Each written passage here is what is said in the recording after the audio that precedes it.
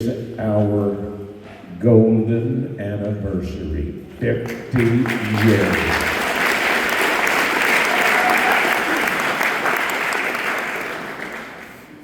And I'm gonna will it to go another 100. I hope I'm here for half of it. I'm Terry Starnes, Glen Rose, Texas. Thank you for that introduction, Scott, a while ago. It's always a pleasure to be here with you. And again, today is no exception. It's a very historic year this year, of course, the 50th. But the legacy, each and every year, it kind of rebuilds your spirit a little bit in the agriculture industry. As each and every one of you bring to the table something different to Texas agriculture. And before we go any farther, I want you to give yourselves a round of applause.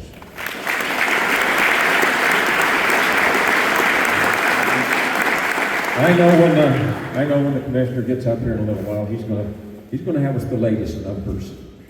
I guarantee you, he's pretty good about that. We'll talk about him a little bit later on, though. To begin with today, I want to introduce Pastor Worth Mays of the Cowboy Church of Erath County, there in Stephenville, Texas. And as he walks up here, come on ahead, preacher. As he walks up here, I tell rodeo crowds this, and I've done it this year from New Jersey to South Texas. The best way to exercise on a daily basis your freedom of speech is through the power of prayer. Worth, thank you. Take over.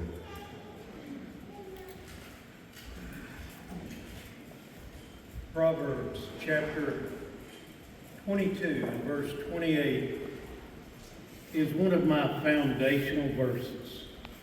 It simply says, "Do not move the ancient boundary which your fathers have set." Now, this is not just referring to honesty, or stealing land or not stealing land.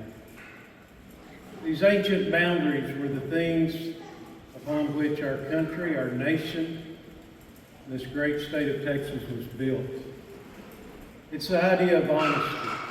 It's the idea of dedication. It's the idea of hard work. And behind each of your land possessions lie those qualities. Would you stand as we pray together?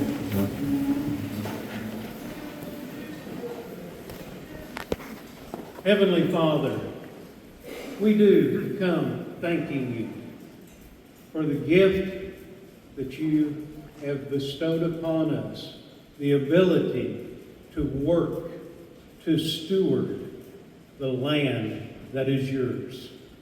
Father, I speak a blessing over each of these families. Father, we do recognize those qualities of dedication, honesty, and hard work. Father, we pray that these qualities will be passed on to future generations. Father, for our nation, we ask, we plead for your mercy and your blessings. Father, for the storm victims, we ask that you, God, would give the strength to move forward. Father, for our elections that are coming up, God, we look to you. We look to you to restore our land. And Father, a blessing we pray over those who serve and govern us. From the top down to our local county and cities. And Father, a special blessing over our brother, Sid Miller, as he provides the great leadership for agriculture in our state. Father, thank you for the meal that we had, for the program that is before us. Bless in Jesus' name. Amen.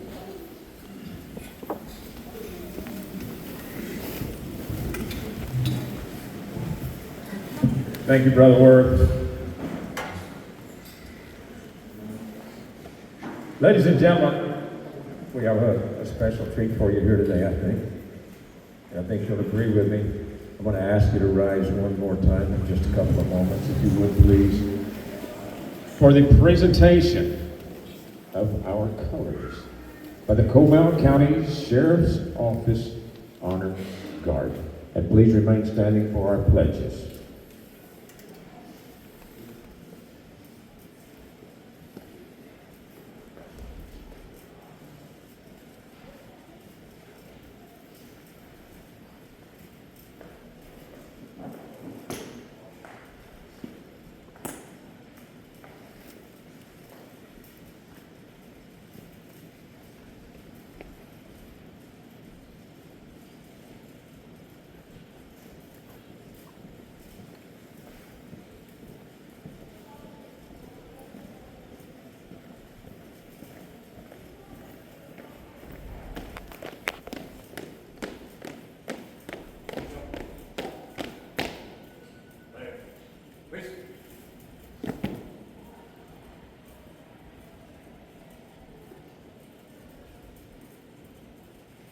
Ladies and gentlemen, at this time, proud to have two FFA students with us from Area 7, our president and vice president.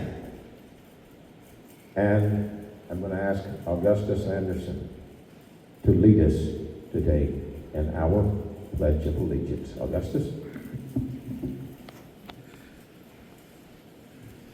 I pledge allegiance to the flag of the United States of America and to the republic for which it stands, one nation, under God, indivisible, with liberty and justice for all. Thank you, Gus. And now I want to present to you from Castroville, Texas, Juliana Herrera, Area 7, FFA Vice President, to lead us in the pledge to our state flag. And now the Pledge of Allegiance to the state flag. Honor the Texas flag. I pledge allegiance to the Texas, one state, under God, one and indivisible.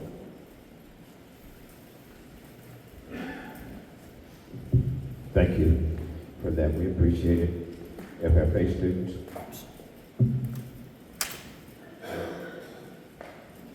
Now we will dismiss our color guard.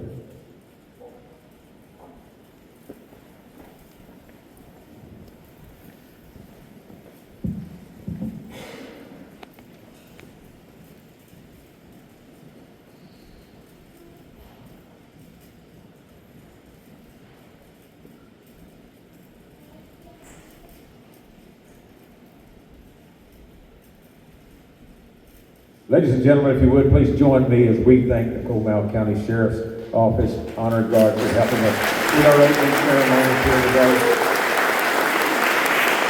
What an honor it is to have them. You can be seated.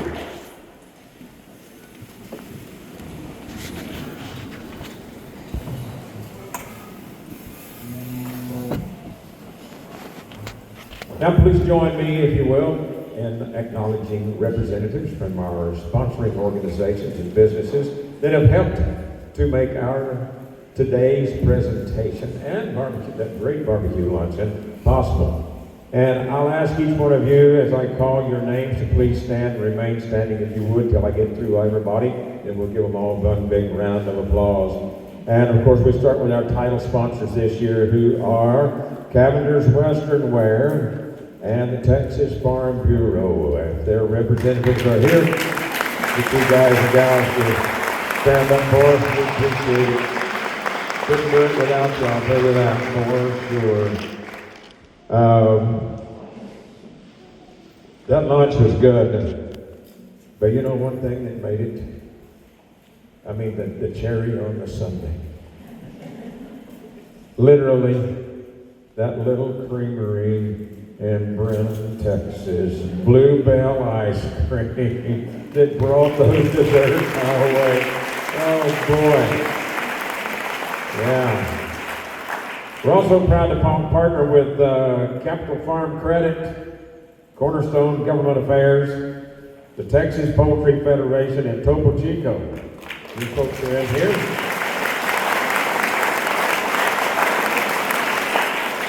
Thank you to everyone that came in this year and helped support this year's ceremony. You're the real reason and why we are able to do this each and every year. We appreciate you, not only as partners, but sponsors of our program as well. We appreciate you. You know, the Department of Agriculture, seems like we always have some pretty special guests join us for this every year. And this year we're certainly delighted to have some special guests. And I'm going to ask them to stand and be recognized. Joyce Yanuzzi, representing Senator Donna Campbell's office. Thank you for being here with us here today. There she is over there. Always an honor to have another elected official with us, and especially one that represents this great hill country down here. We appreciate everything you do, and it's always fun to come to the hill country. I don't care where you're going. And Scott, Tracy, Haley Knudsen, for those of you who may not know, you've got to stand up again. Look, you've got to me, I'm going to get to you. He's the host of Cowboy Entrepreneur Podcast, and he's the guy that stepped in last minute for me last year, Scott. Your check's in the mail. He did a great job, so I understand, and certainly becoming a great friend of ours and this ceremony. Give him a round of applause, if you would, please.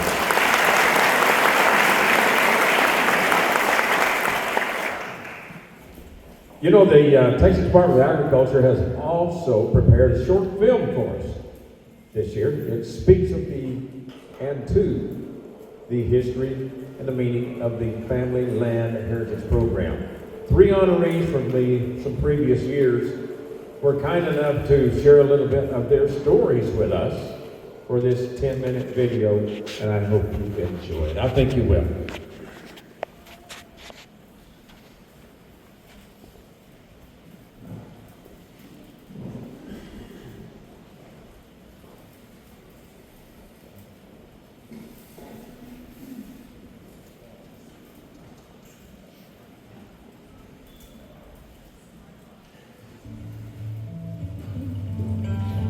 My husband used to work for his father in the morning, and then he would come up here and help me with the kids.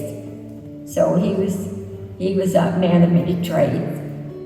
He used to drive his truck along the top of the tank dam, and I would always tell him, "Charles, you're going to fall into that tank." But he was a farmer, and he knew what he was doing. He was a man after God's own heart. He would give his shirt off of his back if anybody needed it, you know. My name is Geraldine Lee. I am 82. In March, I'll be 83. Our property's been in the family for over 150 years. We're privileged to be able to have the land that my father-in-law purchased for the families. It's very special. She calls it's like a special treasure. My dad and my papa and many people work very hard to put it all together. And we're trying to keep it going. It's so special. I love being here and knowing you're on property that your papa worked so hard for, your dad worked so hard for, and your relatives were all here. To me, that's phenomenal. I love doing that. And I love keeping it going for my kids. It's a real foundation for them. You know, it's everything in their life. And it's our focal point. It's where we meet because it's so much a part of who we are. I feel like Daddy would really, really be proud of us. I'm a 5th generation Texan. My great-great-grandfather, Max Fields, immigrated from Galveston. The farm was purchased and my great-great-grandfather received title to this land in 1909. He was one of the first settlers here. He built the house and immediately put a windmill in. For whatever reason, this windmill has never run dry. My great-great-grandfather, when he settled, he raised cotton, he raised hogs, chickens, cattle, and all of this is done with 4 mules. He didn't get his first mechanized tractor until maybe 1930 or so. Farming is an everyday, all-day job. I believe that the nation's farmers, on their own, provided this country with meat and food for the table.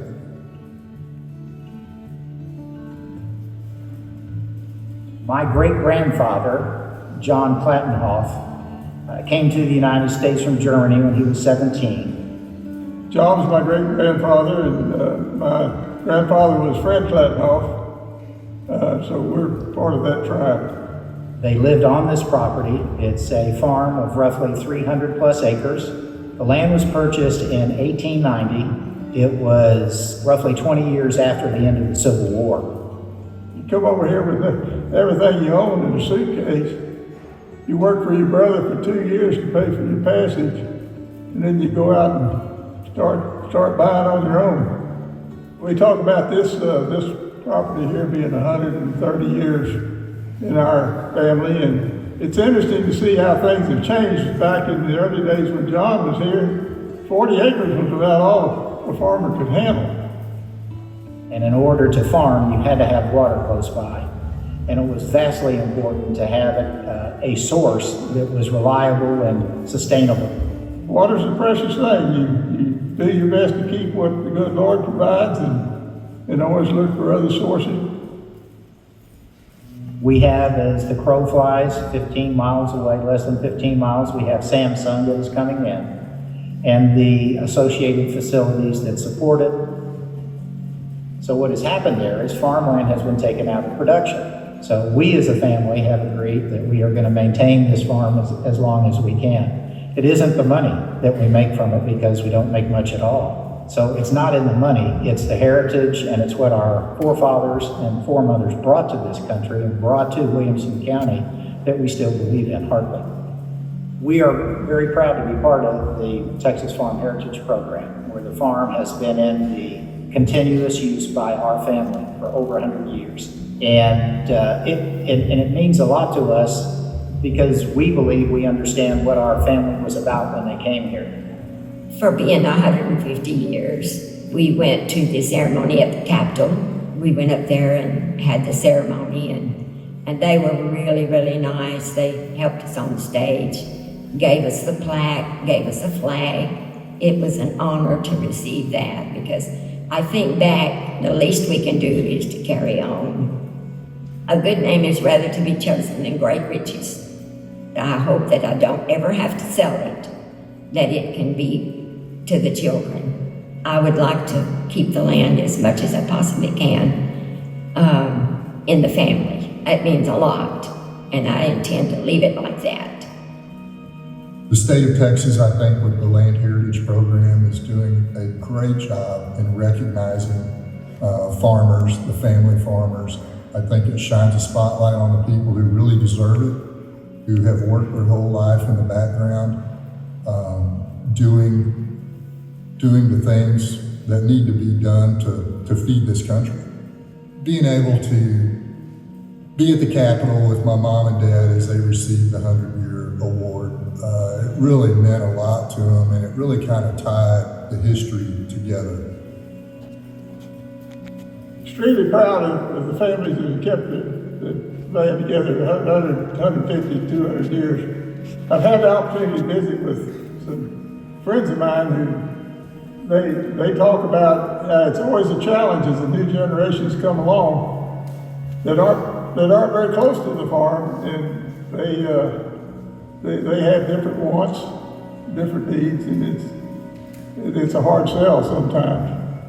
We were a 130-year-old farm in 2003. And at the time, we didn't even think about, that we'd all still be alive to actually be a 150-year honoree also. We lost my dad in 2020, and we knew this was coming up, and it was all the more emotional for all of us to do this for my dad. My dad is such a humble man, and Paul Harvey's poem, "And God Made a Farmer," exemplifies my dad, and it was just wonderful at the 100 years for him to get that recognition. I wish my dad could have been there so much. He sacrificed so much for us. And I felt like he gave us, oh my goodness, he gave us something so special. And I'm able to give my children. They're getting something from Papa, from great grandpa. They're getting gifts still from them. I really appreciated the Family Land Heritage Society, and really I feel like we were honoring my dad and my papa and so many previous generations. I didn't get to know a lot of them, but through this whole program I felt like that was a way to honor all of that. I feel like maybe it would help other families stick it out. Don't sell. Don't sell. It's such a precious gift. Keep it in the family at all costs, whatever it takes. Don't lose it. That's it.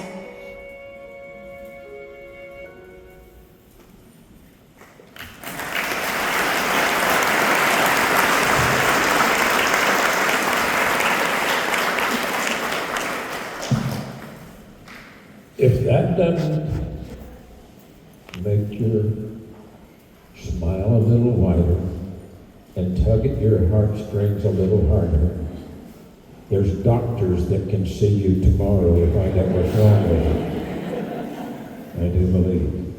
Thank you for that addition this year. I think it'll become an annual thing now. I believe we can do it. Now, ladies and gentlemen, as always, it's my pleasure to introduce our host for the 50th annual Family Land Heritage Ceremony here today.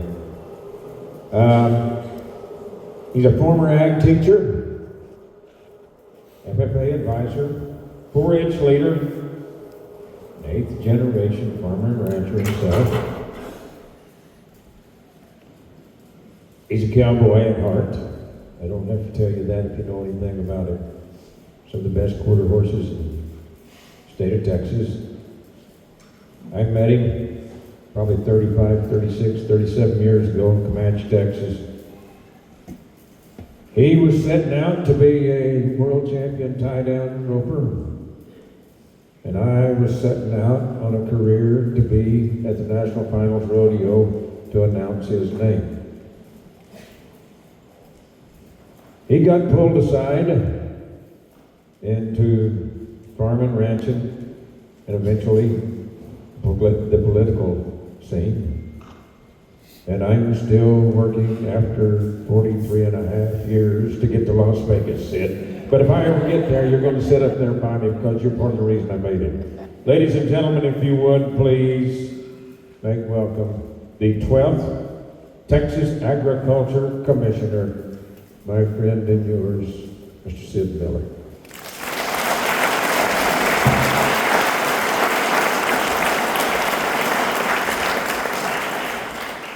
Well, howdy, neighbors. Howdy. Good to be with you today. You know, this is the highlight of our year, Texas Department of Agriculture, when we get to come together and honor these families that have been farming for 100, 150. We've got one that's 200 years today. So this is great. I know you only get this once, right? So you haven't been coming every year. But how do you like our new venue? What do you think about this guy? Pretty cool. You know, I would be remiss if I didn't introduce the woman that allows me to do this job. That's my wife, Deborah. Stand up.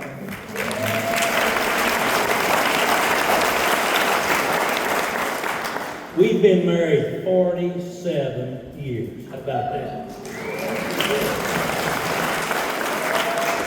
I usually don't say this unless she's not here, but of those 47 years, 43 of them been pretty good. You know, quick story about her. She's the hero of the family. She was a high school counselor there in Stephenville where we lived and raised our family. And one day she come home, she said, I just quit my job. I thought, oh no, this is terrible.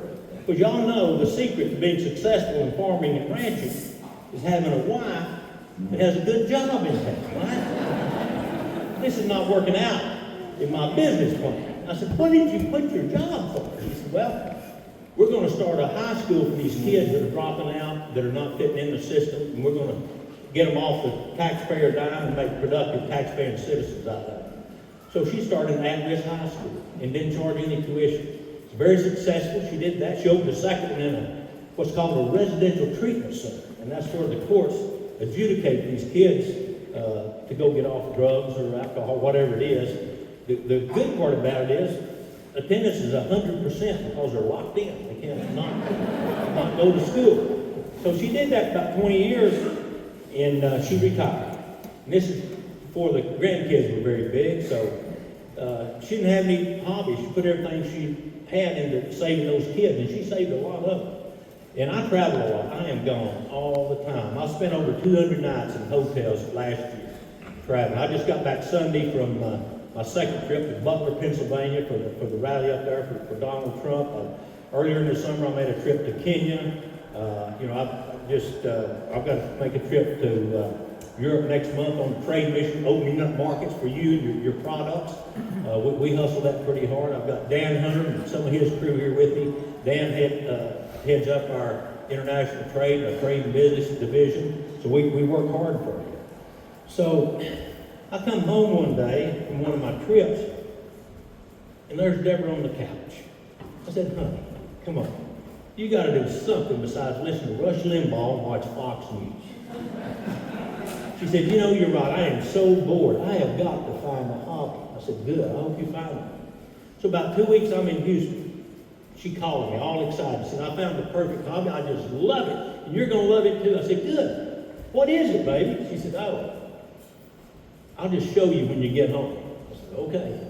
So a couple of days, I rolled in the house. I said, all right, baby, let's see your hobby. I can't wait to figure out see what you come up with for a hobby. She said, well, come out here in the backyard. I'll just show you. Okay. So we walk out in the backyard. There it was.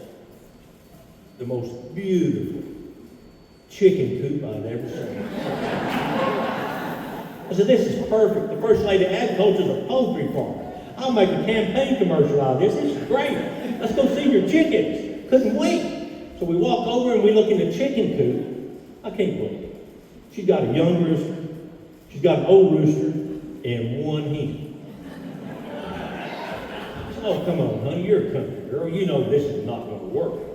I said, get rid of at least one of those roosters and let's go get you some more hens. She said, oh no, you don't understand. I said, apparently not. What do I not understand of this situation? She said, well, that hen needs both those roosters. I said, well, why would that hen need both those roosters? She said, well, you see that old rooster?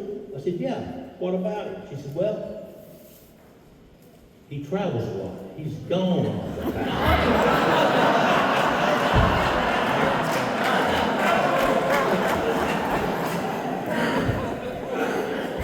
Well, I got the message loud and clear. But, we worked it out. And as you can see, I just take her with me everywhere I go now. I don't leave her home by myself anymore. She has been and still is a terrific partner. You know, agriculture has been the glue that's held our state together since we were a republic. You go back as the earliest Longhorn cattle drives came right through here, up the Chisholm Trail, the Goodnight Loving Trail, up to the markets up north, and fighting the Comanches. That's what your ancestors did. That's why you're here today. It's Texas leads the nation in agriculture exports: cattle, cotton, wool, mohair, horses, sheep, goats, hay. The list goes on and on. It's about a $300 billion impact on our economy in the state of Texas. I'll give you one little tidbit. Laredo, Texas. You probably don't know this, but it's the largest port in the United States. Larger than the port of Los Angeles, New Orleans, New York, by far. One day's time between the state of Texas and the state of Tamaulipas, Mexico, 25,000 trailer trucks come and go between our two states. That averages $1 billion worth of trade between Texas and Mexico. So you see, we are an economic powerhouse, and most of those products are agriculture products. I've got some sponsors. We've already recognized our sponsors, but I want to recognize them again. I mean, hey, good news, folks. No taxpayer dollars were spent on this event. How about that? And the only reason we can do that is we have good partners that love you, love the Western lifestyle, that love farming, love ranching. They're part of your lifeblood, and we couldn't get along without it. First one I want to commend is Cavenders. Cavenders is one of our premier sponsors. You know, that meal you ate, they're responsible for that, and a lot of other expenses that go along with this. So here's the deal I want you to do. So they just put in their 100th store in Cedar Park, Texas. And not many of them could be here today because they're pretty busy folks. But we can repay them. So here's what I want you to do. That next pair of Wranglers or that next pair of boots, just go buy Cavenders, and they'll get your money back tenfold. How about that? We can do that, Kate. Can we help them out a little bit? Yeah. Our other premier sponsor is the Farm Bureau. Now, we couldn't get along without the Farm Bureau. They're our best partner when it comes to government or any other thing when it comes to agriculture. You know, we don't have time to walk up and down the halls of Austin to defend our industry. We don't have time to go to Washington, D.C. So we have people that do that for us, and nobody is better at that than the Farm Bureau. A good example of that here in Texas last legislative session, they spearheaded a piece of legislation that is enshrined in our Constitution now, the Right to Farm Act. No one can take your right away from farming on your own land. Not the city, not the county, not the state, no one. And that effort was led by your Farm Bureau. So here's what I want you to do for the Farm Bureau. Now, we think of them as, and you know, probably every family in here is a member, right? So when you go to buy your vehicle insurance, a lot of us have our vehicle insurance there. Well, that's good, but I can save you some money, just like Geico. But we're going to do it with the Farm Bureau this time, right? Bundle your insurance. Put your buildings in there. Put your home in there. It's a cheaper deal for you, and it gives them more business, and we can help support the industry that's got our back. Because not many people do. There's not many people in agriculture. You know, when this country was founded, when Texas was a republic, 95% of the people were farmers or ranchers. Because if you didn't grow it or kill it, you didn't eat it. But today we're less than 2% of the population. And so we don't have a very loud voice. So Farm Bureau is our voice, and they've got our back. So make sure you support the Farm Bureau. Let's stand up over there, Kyle. Stand up. Jerry, stand up. Okay. Give him another hand. Let's get going. We've got other partners already been mentioned. Capital Farm Credit. Hey, some of us need a loan to operate, right? They're pretty important, so let's patronize them. We've got Cornerstone Government Affairs. We've got the Texas Poultry Association, Topo Chico, and of course, Bluebell. It doesn't get any better than Bluebell, right? By the way, the state fair is going on. If y'all get up to Dallas, come by. We'll be there through the 20th. We've got 2 more weeks. Come by the Go Texan Pavilion. See all of our Go Texan in our Go Texan Pioneer brand store there. We've got over 300 Texas-made products. They're all made by Texans, all from Texas agricultural products. So stop by the state fair and support your people. Many of those are farmers and ranchers that you would know. Now, you know, this is a pretty elite group that y'all are here with. But it's all, something about this group has always bothered me, and this is a little serious note. It's bothered me that the two occupations that have the highest rate of suicide in our nation are our veterans and our farmers. And that's not a good thing to be first and second in. And farmers are first, by the way. And that may surprise a lot of people, but it probably doesn't surprise anybody in this room. Because, you know, us farmers, we're pretty independent. We don't ask for charity. We're kind of introverts. We may stay out on the farm on the tractor for 12, 14 hours a day, or in the milking parlor, or horseback, or building fence.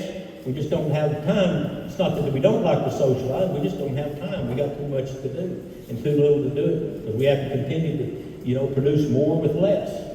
And so we fight that every day. So put yourself in, maybe someone, maybe you're the heir, maybe you're the 6th or 7th generation to operate that family farm, and you've missed 3 crops, and the bank's calling all your loans. What do? You're going to be the one that loses the family heritage, and what do? So we have a suicide hotline. It's 988, but you call that number, they're really not any help to a farmer or rancher, because they have no idea what we're going through out here. They have no way to help us. They want to refer us to go to San Antonio or Dallas or somewhere, you know, to get some mental health. And so what we've done at the Texas Department of Agriculture is create our own mental health hotline. And I don't like the word suicide. It just has a bad ring to it. Ours is called the Agri-Stress Helpline. Agri-Stress Helpline. I'm going to give you the number in a minute. And what's different about our hotline is that it's staffed by people that understand agriculture. Our people have 300 hours of training in mental health and programs and things that can help people in agriculture cope through hard times. So you may call them up and they say, well, Commissioner Miller, I understand what you're going through. Did you know USDA had an emergency loan that can help you through since you've been burnt out by the fires there in the Panhandle? Did you know the Texas Department of Agriculture has a STAR fund? The Farm Bureau has a fund to help you rebuild your fences that the insurance didn't cover? Did you know that, you know, and they can walk you through everything to get you some assistance.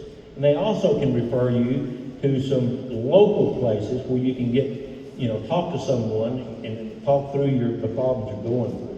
So we started that about 2 years ago, and so far we've had about 250 call-ins, and so we think we've saved probably over 200 lives in Texas alone. The good thing about that is it's catching on, and now we've got that started in about 10 states, and we're still growing. We hope to get it added to the Farm Bill so every state has opportunity to participate in our hotline. Now the number is, and you can just, Agri-Stress Helpline, you can just put it in your phone and it'll pop right up. Can't remember the number, but it's 833-897-2474. 833-897-2474. But we have found that it's real hard to reach out to these farmers and get them to call in. They're just too proud.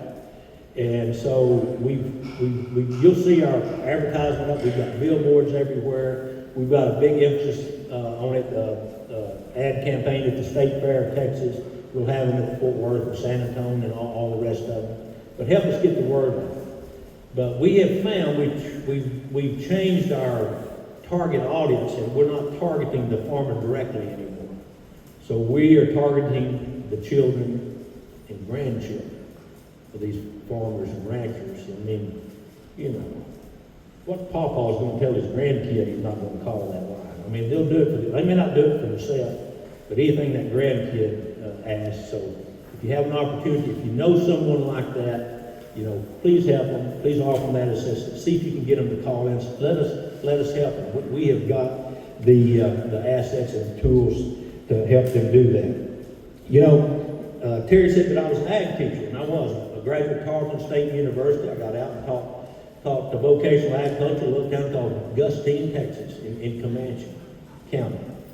And one thing I learned about being a FFA advisor and 4-H leader, that the greatest asset we have in Texas is not oil and gas. It's not even agriculture. It's our youth. It's those kids in those blue corduroy jackets that are right up here. That's the future leaders of our state.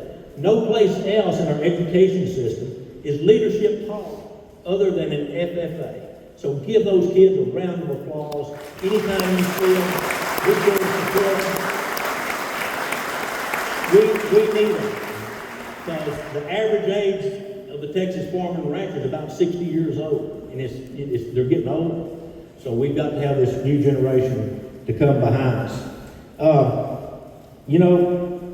Thinking about what we do here and getting around and talking to a lot of the families, it's just wonderful to get to visit and hear your stories and read about them in our program. And I'd like to thank our staff, Corey Schrader, Dan, everybody, anybody on my staff that's helping with this. Or stand up, raise your hand, let us give you a round of applause. Outstanding job.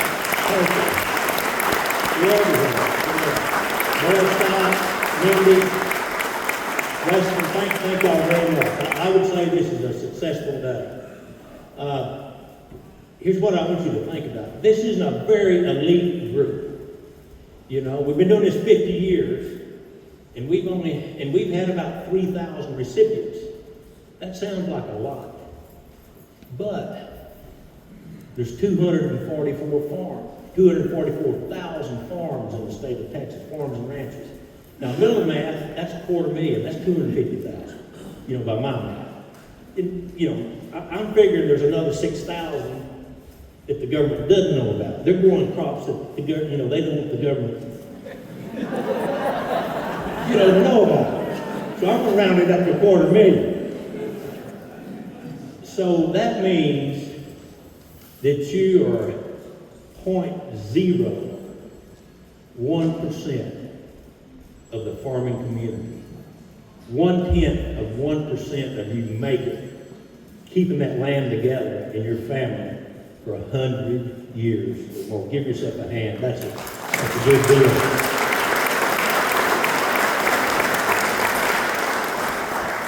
This year, and we usually do from 50 to maybe 75 is all that actually make it.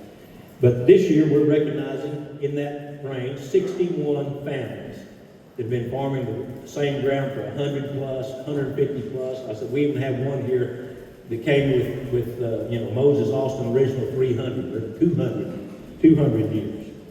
Y'all come from 44 counties across the state. So you take the number of years that these 61 families have been farming and ranching, and you add those together. And in this room, the families in this room represent 7,176 years of farming and ranching. Give yourself a round of applause for that. That's over 7,000 years of farming and ranching represented right here amongst us. I look back at your ancestors, that first generation that came, I don't know if you think about it or not, but, they may have come out here in an oxen and a cart.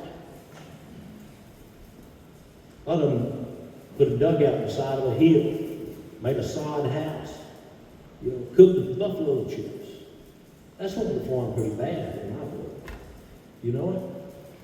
And it wasn't just the men, the women came with them. And I think maybe that pioneering spirit of the woman was probably tougher than the man. But not only was she out there behind a mule or oxen farming with her husband, but she raised the kids, she kept the house, she kept the livestock. What tough stock y'all are from.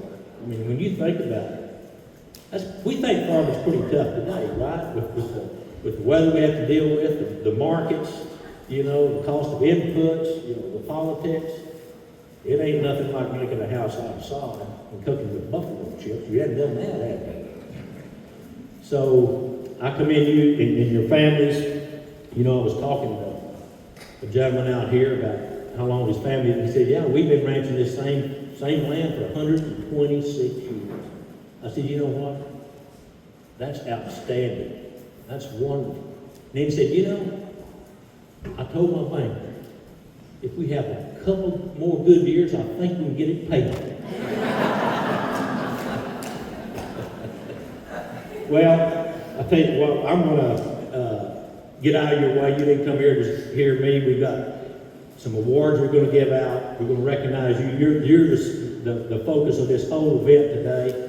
We're gonna have some great entertainment by a great friend of mine, Red Stegall is here. He's done every one of these as far as I can remember. I think he started these the same time that Sam Houston was president of the Republic. He's been here that long. But anyway, God bless you. Terry, come back up here and I'll hand it back over to you. Thank y'all. God bless you.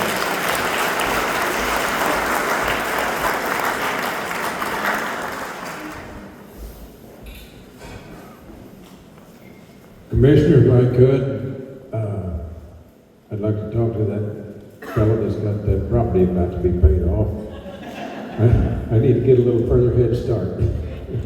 That's what Shelley and I, if we could make Okra pay, that woman right there, and Sid's talking about Deborah, and I love Deborah to death, no doubt about it, along with Sid. That lady right there, we've about been married, we'll be 44 years in December. But y'all ever need any onions or okra? Holler. Good night, nurse.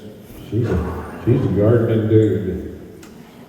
You know, I think Sid had some new numbers this year that's always interesting.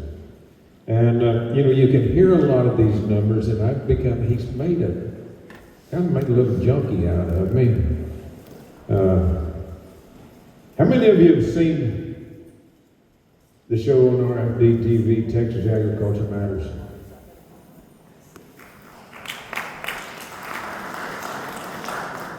The rest of y'all's TV's broke, or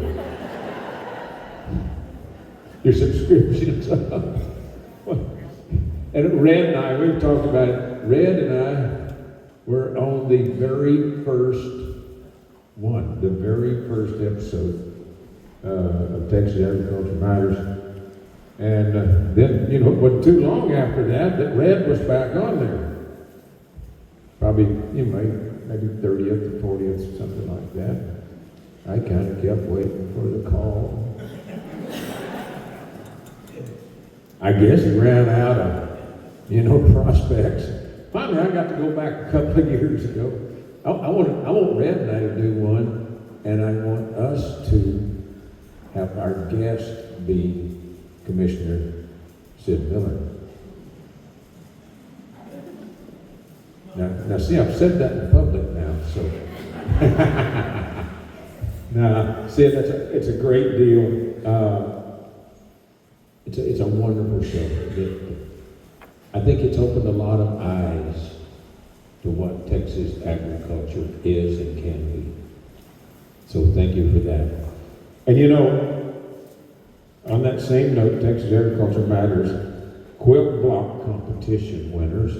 I know you've already looked at this quilt out right there. Participating quilters created patterns from a selection of natural fibers. And the Texas Department of Agriculture asked these quilters to include one special piece of cotton fabric that personally represents family history or heritage to them. The winning blocks have been pieced together into this beautiful quilt that's right here front and center on our stage. How about a round of applause for those quilters and Texas Agriculture Matters.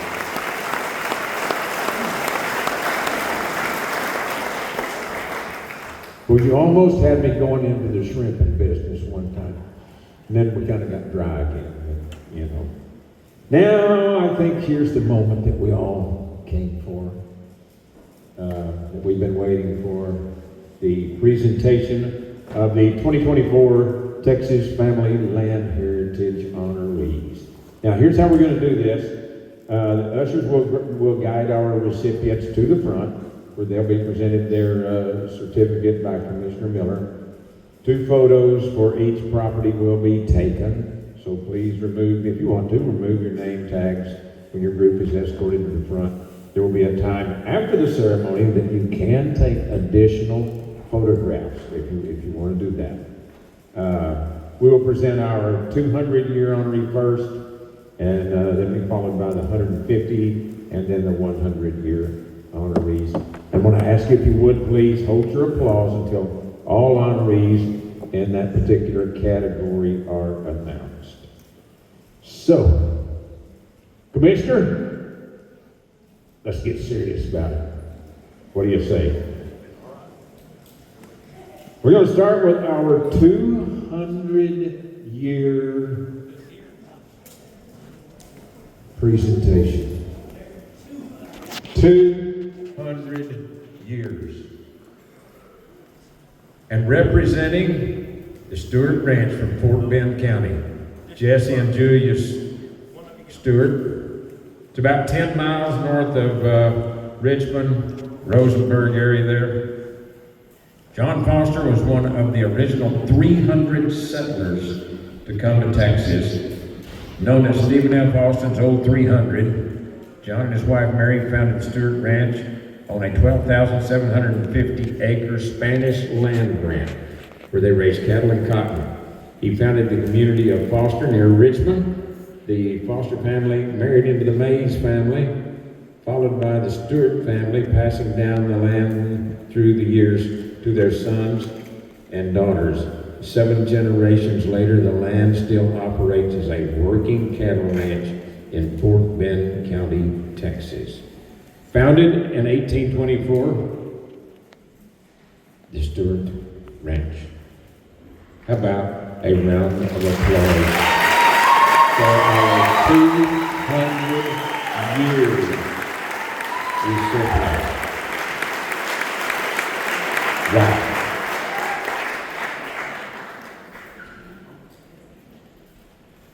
Congratulations, gentlemen. We appreciate you. I didn't think we was ever going to get to that first 150 one.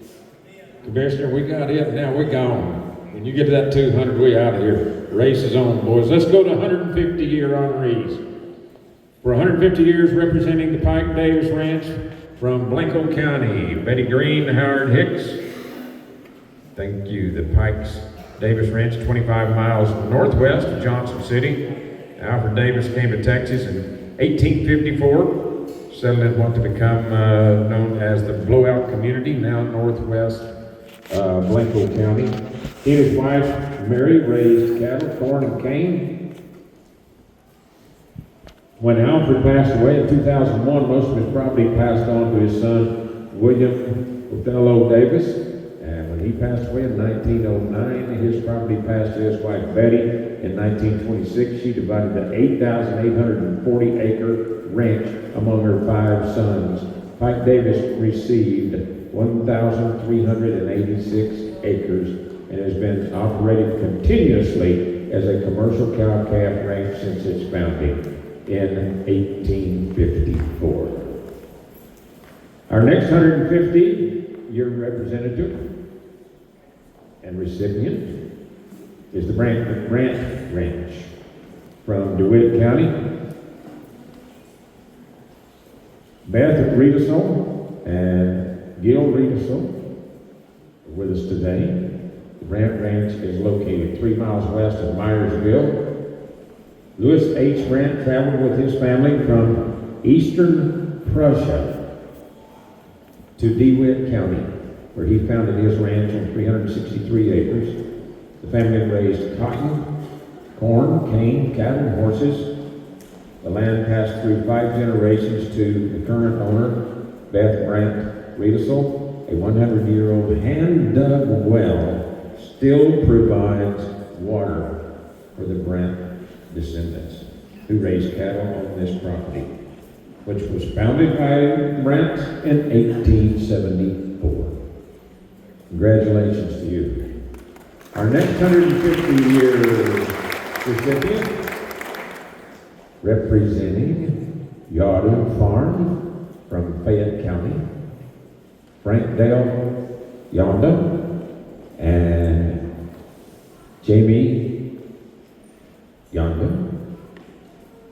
The farm is located 2 miles east of Houston and 4.5 miles south of LaGrange.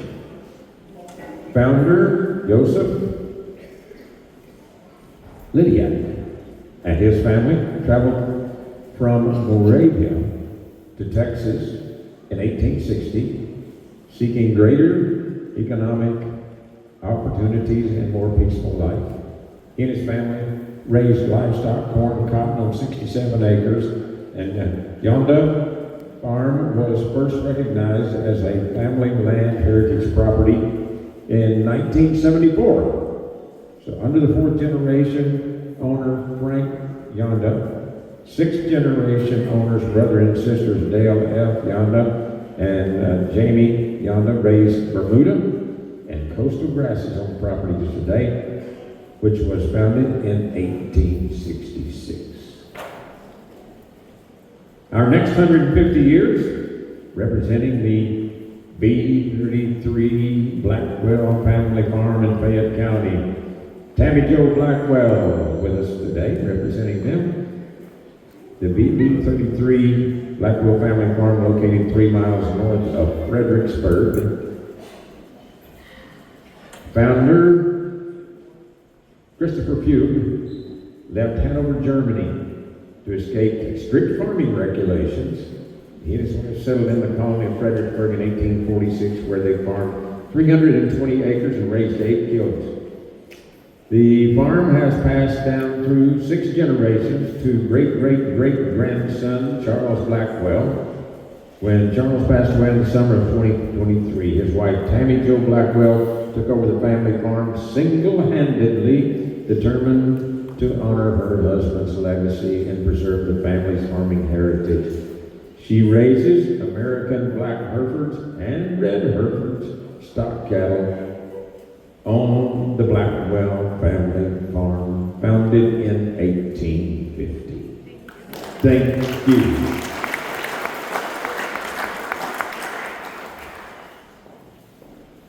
Our next 150-year recipient, Lindick Farms from Gillespie County. Lindick Farms is 20 miles east of Fredericksburg.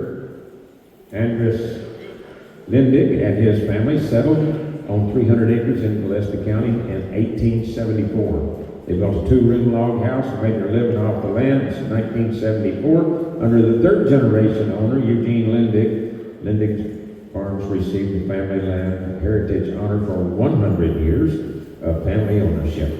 4th generation owner, Kenneth Lindick, and his children raised grain, oats, hay, and livestock on 750 acres, which was founded as Lindick Farms in 1874.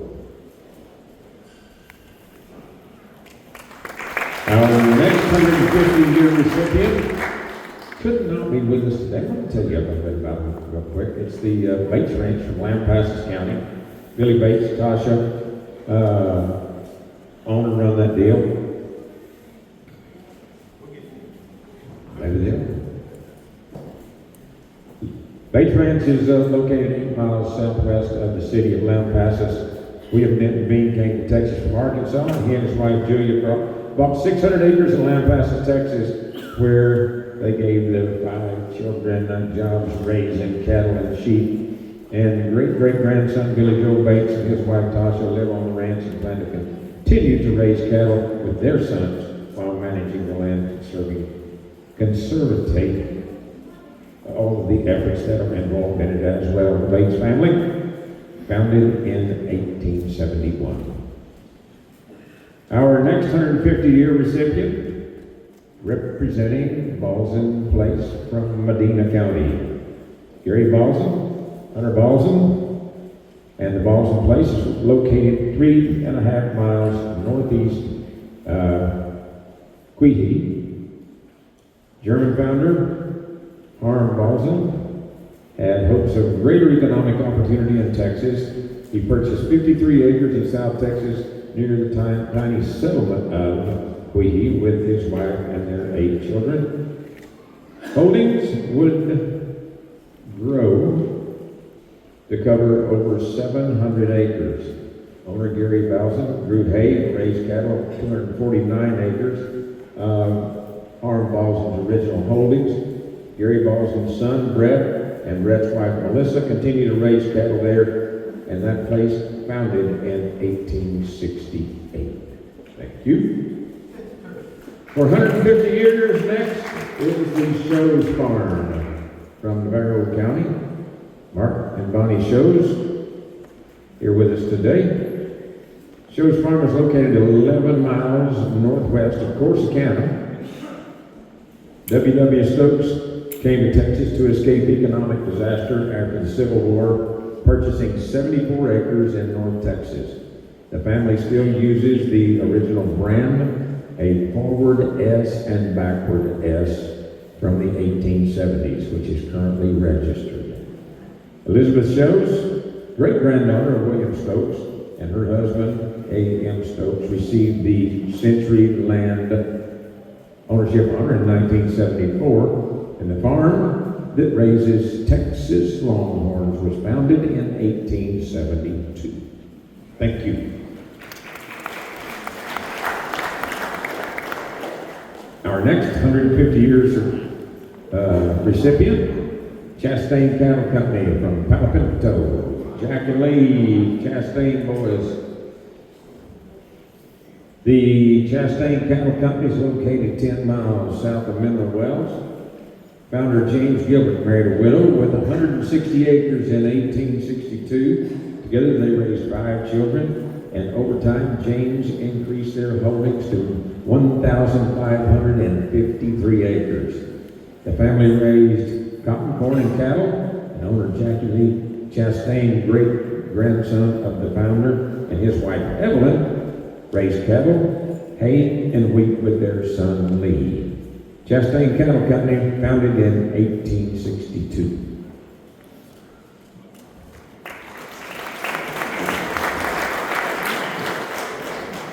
Our next 150-year representative from Zapata County, the Elena Ranch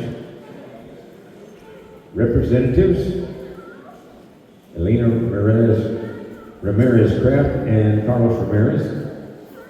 The ranch is located in Lopina, Texas, and for over 165 years, the descendants of the Ileana Ranch, founder Benito Ramirez, have lived, worked, and maintained this historic Texas heirloom. Many features of the property commemorate past generations of the Ramirez family. The current owners, proud 7th generation Texans, continue their family tradition of raising cattle. The Ileana Ranch, founded in 1860.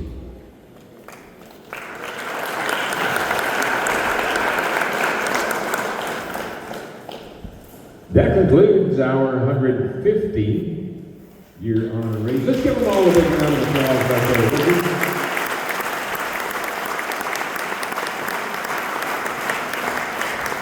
We start now with our 100-year honorees.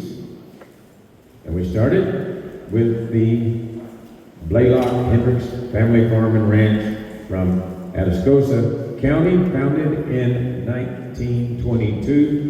Wilson and John Blaylock representing them here today.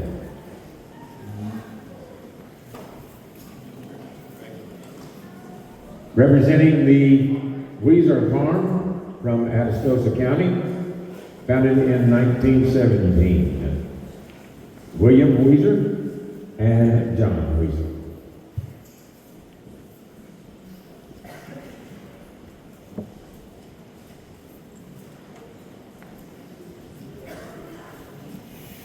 Thank you, gentlemen. Representing the 2S Ranch in Austin County, founded in 1924, Conrad Kent Smith and Betty Jo Smith.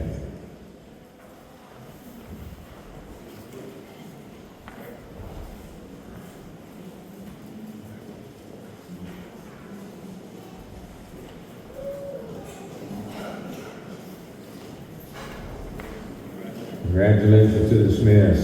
Representing the Blesinger Ranch from Austin County, founded in 1923. Luther Blesinger and Kenneth Blesinger.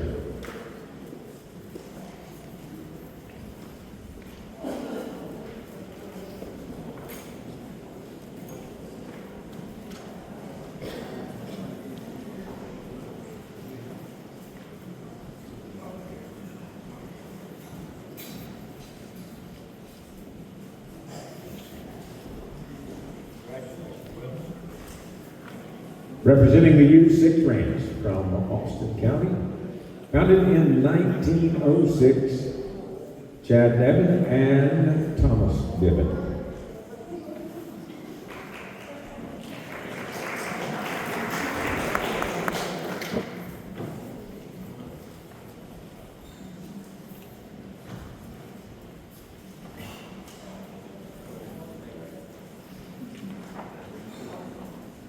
That young man right there will cherish that picture for a long time. Thank you, buddy. Representing the Ott Ranch from Bastrop, Texas. Founded in 1900, Charles Ott.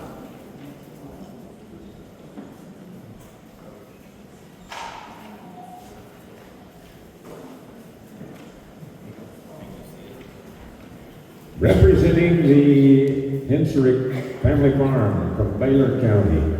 Founded in 1906, Victor Hensrick and Cheryl Hensrick.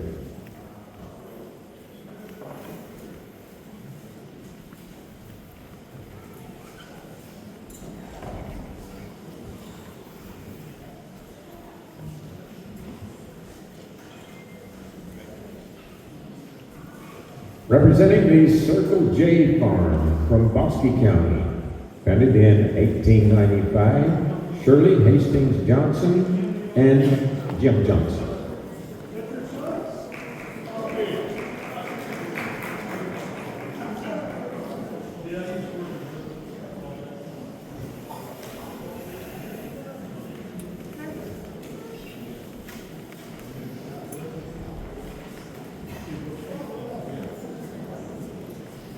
Representing Nellie's Place from Bosque County, founded in 1895. Nellie Hastings Baldwin and Tommy Baldwin. Make sure you're right behind you.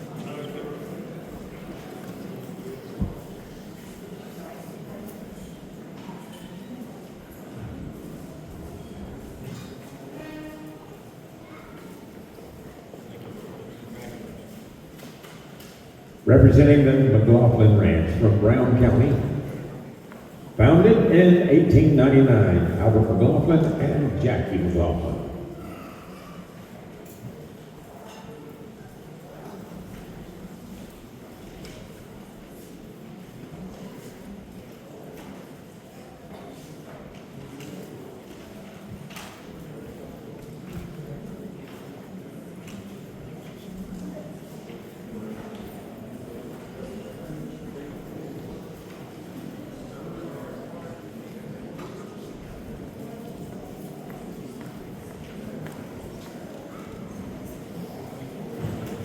Representing the Van Winkle Farm from Clay County, founded in 1917, Patty Jackson and Bryce Jackson.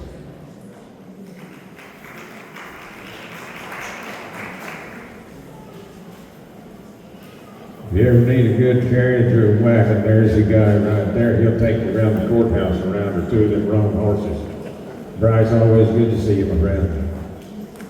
Representing the Keighley Ranch from Colorado County, founded in 1918. Frank Resnicek and Rex Aschenbeck. They've been close on that. Thank you, guys. Representing the Craig Place from Edwards County, founded in 1918. Melanie Yeaman and Jeffrey Yeaman.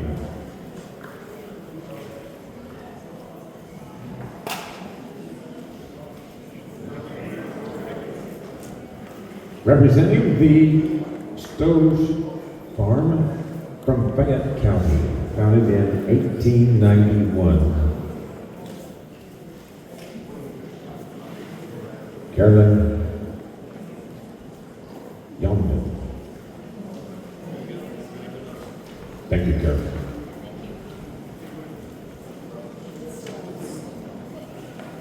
Well, they misspelled it in my program then. Hooked on phonics don't always work for me. Representing Anderson Brothers and Company from Freestone County, founded in 1824, Jim Anderson and Tom Anderson.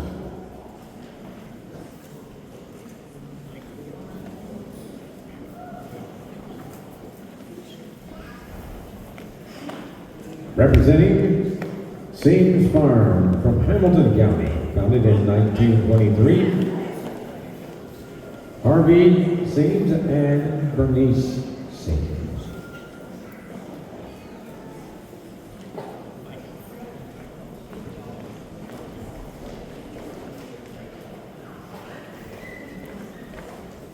Representing the Tromper Farms, Irene Farm from Hill County, founded in 1924, Janice Tromper and Charles Tromper.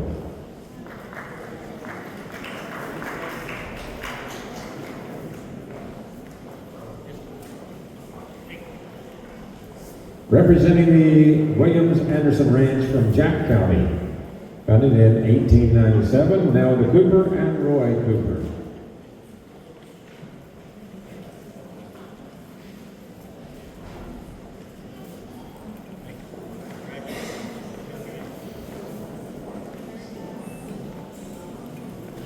Representing the Williams Ranch from Jack County, founded in 1924, Marianne Schauber.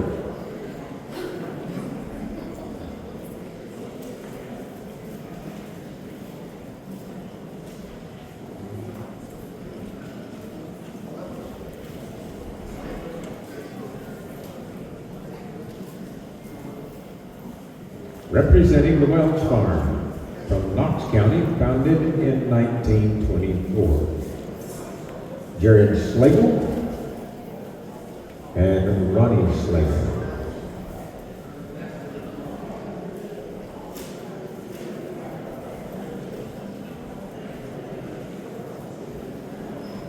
Boy, that might be the best dressed ward right there all day, and a strong handshake to boot.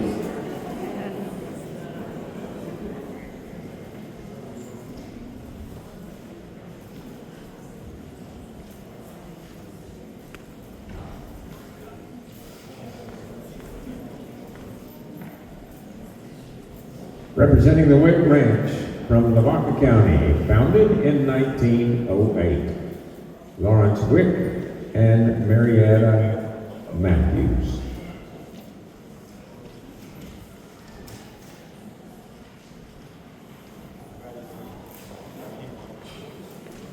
Representing the BKR 2440 from Lee County, founded in 1919, Margaret Berger and Amanda Hartwright.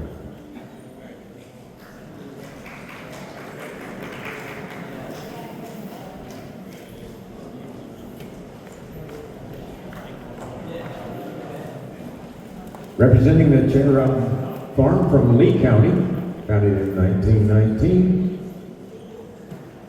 Cheryl Berger Yerk and Robert Yerk.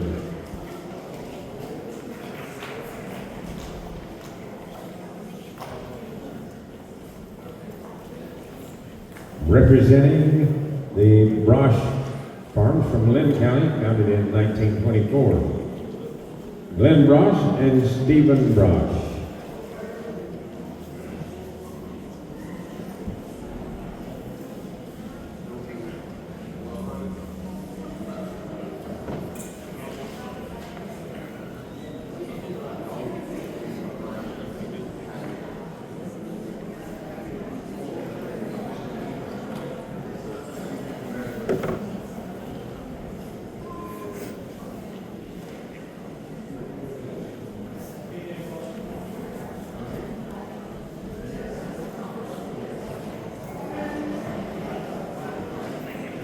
Representing the Elmer Lee and Donnie Hull Farm from Martin County.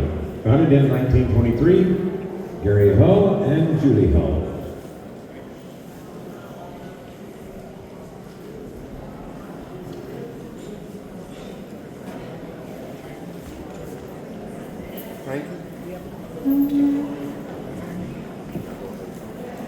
Representing Granite Hills Ranch from Mason County, founded in 1881, Christy McAllister and Joyce Allen.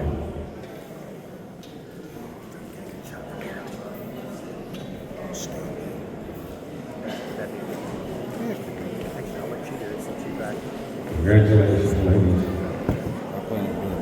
See you next July, over in the park. Representing the Elliott Ranch from Medina County, founded in 1876, Doris Justice and Dane Elliott.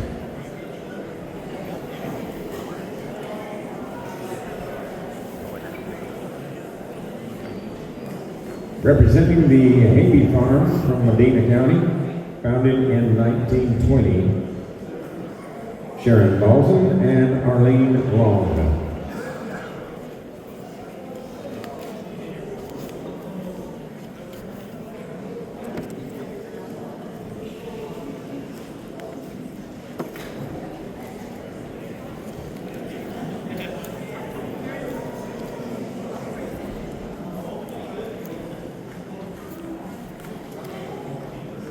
Representing the Havey Ranch from Medina County, founded in 1879, Brett Balson and Arlene Long. Starting to see a pattern here.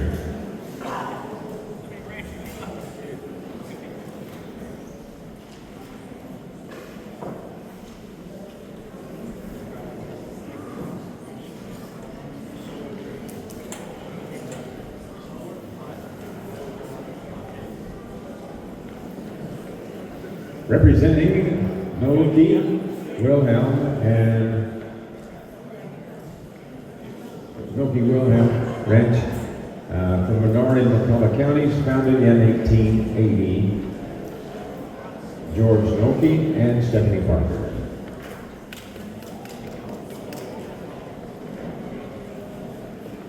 Representing the Boatman Kaufman Ranch from Menard County, founded in 1880, Vinnie F. Kaufman, something to be Copeman, and Valera Corbin.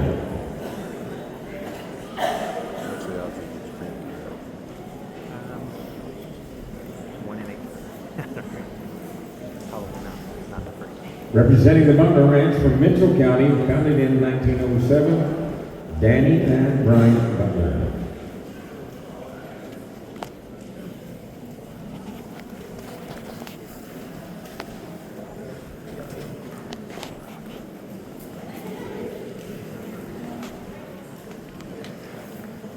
Representing the Krienke Farm from Oglesby County, founded in 1923, Daniel Krienke and Kate Krienke.